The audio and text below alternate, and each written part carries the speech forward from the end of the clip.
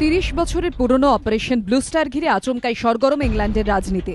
সম্প্রতি ব্রিটিশ সাংসদ Tom Watson এবং হাউস অব লর্ডসের সদস্য ইন্দ্রজিৎ সিংহ দাবি করেন, গ্রেট ব্রিটেনের সদ্য প্রকাশিত কিছু পুরনো সরকারি নথিতে উল্লেখ রয়েছে 1984 সালে অমৃতসরের স্বর্ণ মন্দিরকে জঙ্গিমুক্ত করতে ইন্দিরা গান্ধীকে সাহায্য করেছিলেন তৎকালীন ব্রিটিশ প্রধানমন্ত্রী মার্গারেট থ্যাচার। এই দাবি ওঠার পরই উত্তপ্ত ব্রিটিশ রাজনীতি। ঘটনায় মার্গারেট থ্যাচারের ভূমিকা খতিয়ে দেখতে তদন্তের নির্দেশ দেন ব্রিটিশ প্রধানমন্ত্রী ডেভিড ক্যামেরন। যদিও এই অভিযোগের সঙ্গে সহমত নন বিবিসির প্রাক্তন bureau chief Mark Tully. Reports are not confirmed. It's just one MP who has maintained that he saw some documents. I'm a little doubtful about this. That relations between Britain and India at that time were very bad.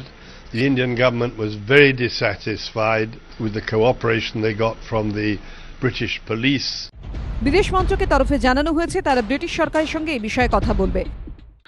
This is a matter which we will now take it up with our UK counterparts and seek information from them. David Cameron তদন্তের নির্দেশ দেয়া মাত্রই blue star উত্তাপ এসে পৌঁছেছে ভারতের রাজনীতিতে। No, this must be investigated, and it must be. I would now urge that an investigation team under a Supreme Court judge be set up, because these raise grave matters of national security. British প্রধানমন্ত্রী নির্দেশকে হাতিয়ার করে UPA সরকারের বিরুদ্ধে আক্রমণে নেমে পড়েছে বিজেপিও।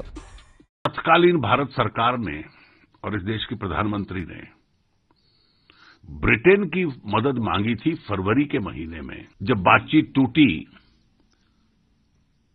तो ब्लू स्टार की आवश्यकता पड़ी। ये जो तर्क सरकार दे रही थी वो अपने आप में गलत था।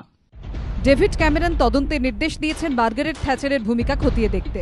যদিও 2013-র 28 সেপ্টেম্বরে মৃত্যু হয়েছে প্রাক্তন প্রধানমন্ত্রীর, কিন্তু তদন্তে কি উঠে আসে এখন সেই দিকেই তাকিয়ে সব মহল।